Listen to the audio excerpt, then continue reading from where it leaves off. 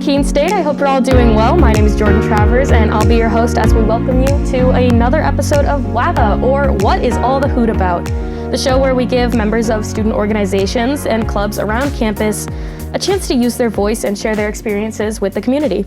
On the WAVA forecast for tonight, we have two very special guests joining us from the Feminist Collective here on campus. Would you two like to introduce yourselves and your positions in Femco? Yeah, I'm Stephanie. I'm the co-president. My other one couldn't be here today. I'm Fyodor. I'm the social media coordinator for Femco. Well, it's a pleasure to have you both here. So, I would love to just hear a little bit about your mission and what this organization is overall. So if you guys could tell me, what is all the hoot about Femco? What a question. Okay. So the Feminist Collective, shortened to Femco, basically we're a group of people who just really care about feminism. You don't have to be super educated. People from all different walks of life come, and basically we're just trying to be a place where people can come and be in community with one another while also talking about and doing things about issues they really care about. I don't know if you have anything you want to add on to that. I think that's a pretty good definition. I'd say we care a lot about intersectionality. We care a lot about discussing different topics. Last semester we focused a lot on mental health and individuals, and this semester we're trying to focus more on actually getting engaged with the community at large. So what does an average meeting for you guys look like? Are there any activities that you do? So with your focus that you did have last semester, what were some of the things you did for that? And how is that changing coming into this semester? Yeah, so you're a participant. Do you want to take that? Oh, sure. I would say average meetings are, everyone starts with people coming in, quick check-in, make sure everyone's doing okay. If anyone needs to talk, get it out there. Name, pronouns, that jazz. And then we do usually have an activity or something we do together as a collective, whether that be signing some petitions, things like that. I personally organized the thing where people did shared art, essentially, and then at the end we looked at it all together, and it came into this beautiful piece of people just supporting each other and really getting out what they needed to without it being a negative environment, which I thought was really beautiful, personally. Yeah, that was so cute. And in general, last semester we were trying to focus on building that solid base of community, since it was our first semester doing a full run through being together. And now we're kind of continuing to build on that community base while also working more planning into our meetings. That's really interesting. So what you said about the activity that you did with the shared art, how exactly did that work? What was the process for that? And what was your thought process behind that as well? My thought process was, it's a beautiful way to build community. It's low stakes, low pressure. It was I'll admit, it low-key had preschool art teacher vibes, but it was just I got everyone to sit in a circle, and I gave everyone one piece of paper and a marker. Everyone could choose their color. They could be different colors. It was kind of supposed to be somewhat anonymous, and you would pass your piece of paper to the left, and you did that until you got your original piece of paper back, and then we put them all together in kind of a fitting puzzle-like sort of thing. It was just an expression of people's thoughts and feelings in the moment and as the project went on. That's extremely sweet. I love that so much. So as you said that you do want to get more involved in the community this semester and going forward. So do you put any events on around campus, and what do they look like? Have any of them stuck out to you? What are your events like? Yeah, so that's something we're really starting to do this semester. We did a brainstorming session last week, which was super exciting, just throwing around all kinds of different things. I know some ones that really stuck out to me as real potential is maybe bringing feminist poets from New Hampshire to campus. Another one was sex toy bingo. Other things were fundraising for different feminist aligned, not charities, but just organizations and stuff in New Hampshire. So all kinds of stuff that'll just be a place where the community can come, learn about us, express themselves in some sort of way. Are there any particular events that had significant meaning to you? Was there any event that maybe you showed up to that caused you to want to join Femco? I would say I just heard about it as a club. And I was immediately drawn to it. I was very interested. I was I would adore getting involved, actually, especially hearing that it was trying to get off the ground in a way. I was oh yeah, I'm ready for this. I wouldn't say there was a specific event I was actually out, like, not on campus for a lot of events that occurred last semester, tragically. So I'm really pumped for this semester because I'm so passionate about the ideas that we've come up with. Like, they're really, a lot of them are fun, a lot of them are funny, and I feel like they speak to Keene State. And then a lot of them are also just, like, I think that they'll have a really big impact, even if it doesn't seem so in the moment. And I'm excited to see where we go with that. Mm-hmm. So kind of going off of that, you said that at the time that you joined, Femco was still kind of trying to get off the ground. So do you know when exactly it was founded as an organization?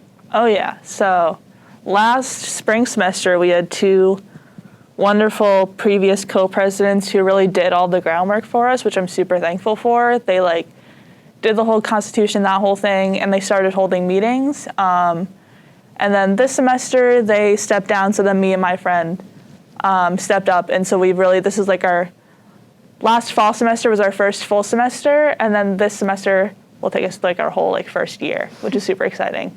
That's crazy. Oh my gosh, I didn't know that it was such a new organization on campus. Oh, yeah. Would you say that, I mean, as it is gaining more structure, as more people are hearing about it, would you say that it has been a beneficial addition to the Keene State College community? I like to think so. I mean, we started as, like, a little baby club, but now we're, like, a place where we have our solid group of people who come, and I hope at least feel like they can, like, feel comfortable and safe and express themselves in whatever way that they feel will have the most impact to them. So I like to think that we do. Mm-hmm. I would agree. I think especially seeing the people coming from different backgrounds to us, it's really nice to see, because it's not just, like, the same type of people or even the same group of people. Like, we have a solid group, but we have some people who, like, dip in and out. We have some people who come for one meeting, come for another. You know, it's very nice to just see some variety in there and to see people actually care about what's being discussed. So you guys both you hold EBoard positions.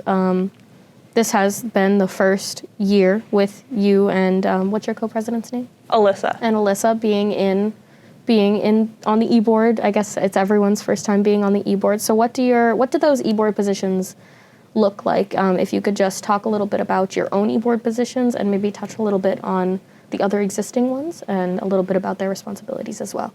Mm-hmm.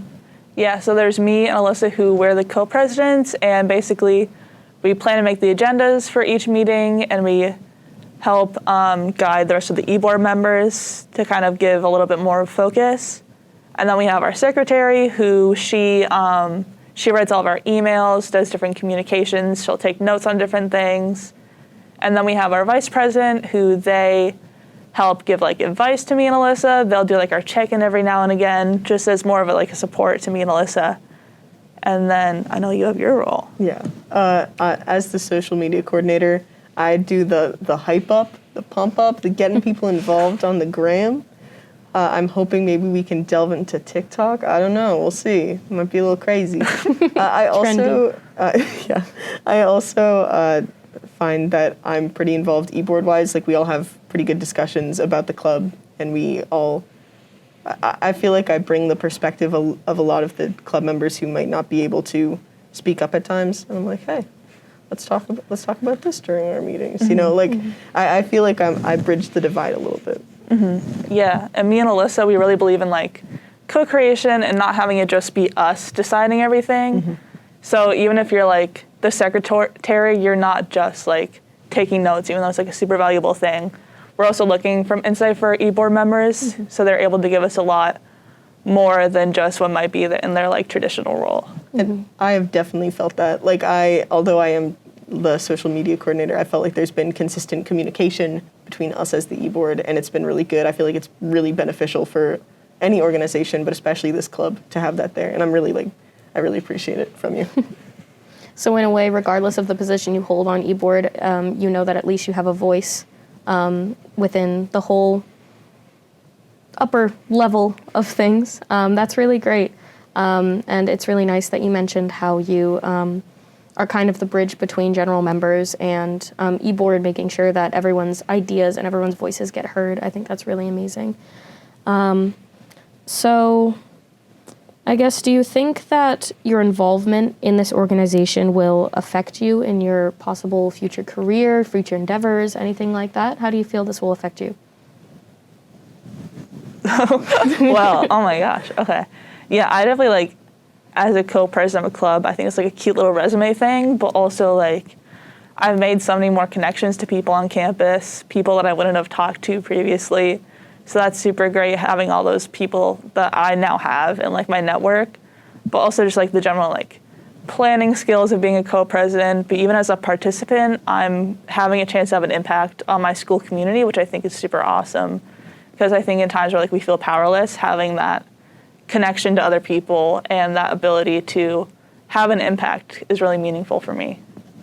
I completely agree, especially I think personally, like, I'm going forward to be an English teacher, so I think that is so important to bring. I think especially being aware of these topics and being willing to comfortably talk about these uncomfortable topics is really important in a teacher.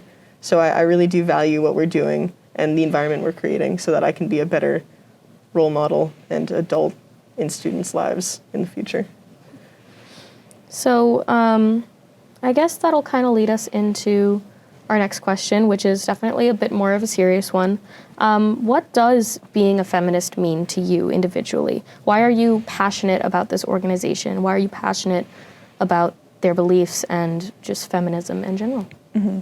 Yeah, I mean, I think there's so many different ways to be a feminist, but I think feminism, in, like, the more academic sense, it's looking at social issues through the lens of gender inequality. But I think it comes to so much more of just, like, being a person in a world where, like, you have all these identities, and for whatever reason those identities are forming a challenge to you. Feminism helps take those people and give them a place to build community. And as someone who's, like, an intersectional feminist, which basically we have all these ideas that collide, feminism is a place where we can, like, an intangible place where we can have an impact on those identities and organize and be in community together, which is something that's really meaningful to me as someone who has all kinds of super fun identities. It gives me more power in, like I said earlier, in times where I feel powerless.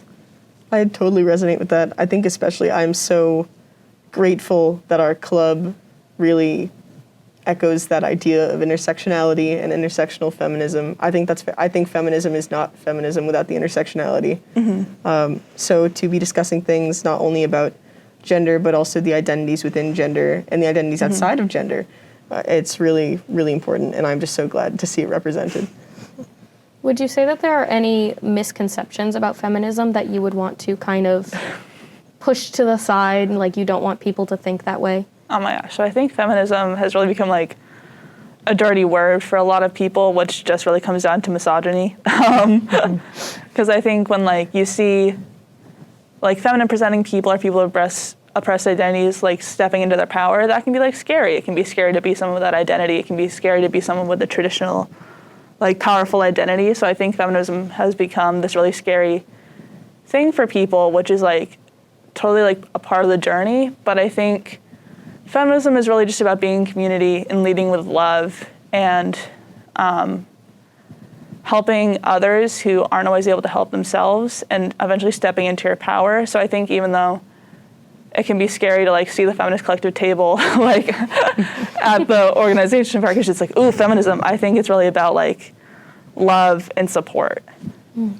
I completely agree. You put that perfectly. You put it beautifully. Going off the feminism table thing, I totally get it. People shy away. They get nervous. They're afraid of the concepts. But I wish they could just come in for, like, one meeting, mm-hmm. like, honestly, just to see the vibe. Because it is so chill. We're talking about serious topics in serious ways while also not, like, being a downer necessarily. Like, it's such a beautiful community and place to be. And I'm so grateful. I'm so grateful for it. And I think going in, like, I got scared that, like, we might attract only one sort of crowd, which is, like, totally fine and wonderful. But I think we've been able to reach so many mm-hmm. different kinds of people. Like, we even have, like, I think the stereotype is that, like, feminism doesn't include, like, straight white men. And we even had some straight white men, which is beautiful and wonderful. Diverse. And it's, like, inspirational to see people stepping into a space that might be uncomfortable for them and, like, totally embracing it and becoming, like, a really integral part of the community, because like it's about more than like women and non-binary people. It's about like men and all the other things that come with that. So having a space where people can kind of embrace that uncomfortableness and become a part of our community has been really super awesome. Mm-hmm.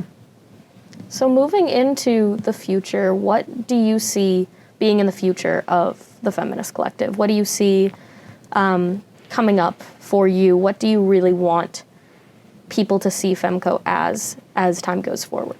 Yeah, I think in general of what we're going to be doing in the future, it's more of stepping outside of ourselves as like this like internal community and externalizing that and becoming more of a presence as we plan different events and stuff to get people to come to and have fun and be in community. And also just in general, as we move forward, continuing having that base of our internal community stay really strong, that kind of dotted between like who we are as a club and also getting out into our wider school community more and having more of an impact. I completely agree. I think that's our main goal right now, is to just get out there, to get people involved, to get ourselves involved and others, to put on some fun activities, some fun programs, and to just continue pushing the good word. Well, I guess just to close us off then, do you have anything you would like to advertise, if you'd like to say when you guys meet, and yeah, if there's any just last things you would like to say about Femco, about yourselves, we would absolutely love to hear it. Yeah, you can follow us on Instagram at, if you just search Keen Femco, it should come up as a little butterfly logo, super cute. And our meetings have been at Wednesdays, 7 p.m. and Science Center 129. You don't have to like notify us or anything. You can just like swing by. Even if you're like a little late, that's totally fine. We'd love to have anyone. We have regular people who are late all the time or have to leave a little early. Like if you just want to pop in, say, hey, I'm interested, we are more than happy to have you involved. Well, great. Thank you guys so much for joining me here today. It's been an absolute pleasure talking to you both. And I guess that really wraps us up for the night. So thank you everyone for watching and have a wonderful night.